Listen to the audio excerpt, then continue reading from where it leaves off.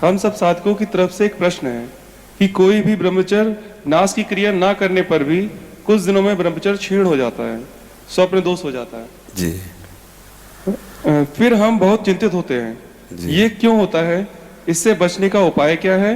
स्वप्न दोष होने पर भी क्या हम ब्रह्मचारी हैं? इस विषय में हम जानना चाहते हैं कि हम क्या करें जिससे स्वप्न दोष ना हो। जी, हमने जो परमहंस स्थिति को प्राप्त महापुरुष हैं उन्हीं से बाल्यावस्था में जब घर से निकले थे तो कुछ समय बाद ये प्रश्न किया था। नजफगढ़ स्थान गंगा किनारे है, श्री ओंकारानंद सरस्वती जी उनका नाम था, वो अंतर ध्यान हो चुके। तो उनसे प्रश्न किया था कि महाराज जी, कोई भी शारीरिक काम चेष्टा ना होने पर भी उपासक के शरीर से जो वीर्यपात होता है, क्या उसका ब्रह्मचर्य क्षीण माना जाएगा? यदि क्षीण माना जाएगा तो वो क्यों निकलता है जब उसकी कोई क्रिया नहीं? उसे कैसे रोका जा सकता है? तो जो उन्होंने बताया था उस समय साधारण शब्दों में, वीर्य दो तरह से निकलता है। एक तो जो घातक है वो उसी के शरीर से निकलेगा जिसने हस्तमैथुन किया है या गंदी क्रियाएं करके बच्चापन से ही वीर्य को नष्ट किया है। जैसे 12-13 वर्ष की अवस्था है और उस अवस्था से आप अपने कुसंग के कारण वीर्य का नाश कर रहे हैं, तो कुछ वर्षों तक हस्तमैथुन करने वाला या अन्य गंदी चेष्टा करने वाला ये नहीं जान पाता है कि इसके द्वारा मेरी हानि हो रही, वो नहीं समझ पाता, क्योंकि जीवनी शक्ति भगवान अपनी तरफ से देते हैं। वो बिल्कुल ना खाए और हस्तमैथुन करे तो भी उसको समझ में नहीं आएगा। कुछ समय के बाद जब उसकी स्थायी जीवनी शक्ति से क्षीण होना प्रारंभ हो जाएगा, तब उसे वो लक्षण जो हस्तमैथुन करने से नाश ऐसे उस प्रसंग में बताया गया, वो लक्षण उसके जीवन में उत्पन्न होने लगते हैं। अब यदि वो किसी संग के प्रभाव से हस्तमैथुन बंद कर देता है तो उसका वीर्यपात होगा।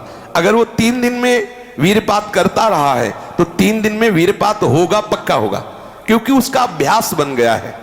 2 तरह का ये वीर्यपात माना जाता है। एक, जैसे आप ठीक दिनचर्या से चल रहे हैं, आपका खान पान संयम सब ठीक।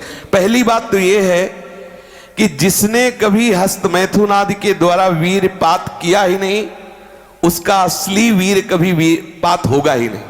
बात पक्की समझ लेना, ये जीवन के अनुभव की बात करें, इसमें मतलब क्यों में लगाने की जरूरत नहीं, आप खुद देख लीजिएगा। यदि आपने कभी हस्तमैथुन नहीं किया, कभी किसी भी तरह से जनेंद्री का घर्षण करके वीर्यपात नहीं किया, तो आपकी वो संतानोत्पत्ति की क्षमता वाला जो वास्तविक वीर है वो स्वाभाविक निकल ही नहीं सकता।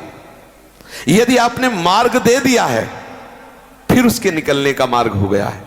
तो एक होता है, परमहंस जी ने बताया कि एक होता है कि आप सो रहे हैं और आपको बिल्कुल पता नहीं, मतलब बिल्कुल कोई काम का संकल्प नहीं, कोई क्रीड़ा नहीं, और आप जगे, आपको ऐसा लगा कि वीर्यपात हो गया, वो दोष नहीं है। जैसे जब हम गुड़ बनाते हैं तो उसमें गंदा फेन निकलता है ऊपर, पतोई कहते हैं गांव में। जैसे अरहर की दाल जब उबाली जाती थी गांव में तो ऊपर उसका फेन निकलता है, ऐसे ही ये शरीर का विकार निकला, ना कि ब्रह्मचर्य नष्ट करने वाला वीर। बहुत ध्यान पूर्वक सुनने लायक। उपासक को उसमें परेशान नहीं होना। आपको बिल्कुल पता नहीं चला, कोई चेष्टा नहीं हुई, किसी भी तरह की हरकत नहीं हुई और आप जगे और आपको लगा कि वो हमारे वस्त्र गंदे हो गए, तो वो आप ब्रह्मचारी ही हैं, आपके ब्रह्मचार्य का नाश नहीं हुआ, वो जीवनी शक्ति नहीं निकली। और आप हस्तमैथुन या अन्य क्रियाओं द्वारा वीर्यपात करते रहे और आज आपने रोक दिया कि आज से नहीं करूंगा, तो बंद नहीं हो जाएगा, वो चलेगा। अगर आप ठीक नियम से चलेंगे तो 6 महीना लगेंगे आपको उसको कवर करने में, 6 महीना लगेंगे। और अगर आपने प्रमाद स्थिति की, वो तो निकल ही जाता है, फिर हमको करने से क्यों मना किया जाता है? तो आप देख लेना, कुछ समय बाद आपकी हालत बहुत गंभीर हो जाएगी, जो आप बता भी नहीं पाएंगे किसी से। क्या गंभीर हो जाएगी? आप ऐसे ही साधारण क्रियाओं में ब्रह्मचर्यहीन हो जाएंगे, ऐसे ही छुएंगे वैसे आप ब्रह्मचर्यहीन हो जाएंगे। ये हम सब महापुरुषों के अनुभव और मिले हुए लोगों से, सैकड़ों लोग ऐसे मिलते हैं जो अपनी स्थितियों को बताते हैं। तो जो संत महापुरुषों ने जीवन में अनुभव किया है, उसके आधार पर पहले साधक को चाहिए कि ये देख ले कि हमारे द्वारा कोई हस्त मैथुन आदि क्रियाएं, जो निंदनीय क्रियाएं, वो तो नहीं हो रही। एक हमारे अंदर मान्यता बैठ गई है कि वीर क्षरण में ही आनंद है, ये साधक को छोड़ना होगा। जिनके दिमाग में बैठ गया है कि वीर क्षरण करना ही, कुछ लोग कहते हैं आप हस्त मैथुन को मना करते हैं और ब्याह हुआ नहीं है तो क्या करे, बलात्कार करे, ऐसे दुष्ट लोग हैं। क्या तुम्हारा जीवन का आनंद केवल इतना ही है?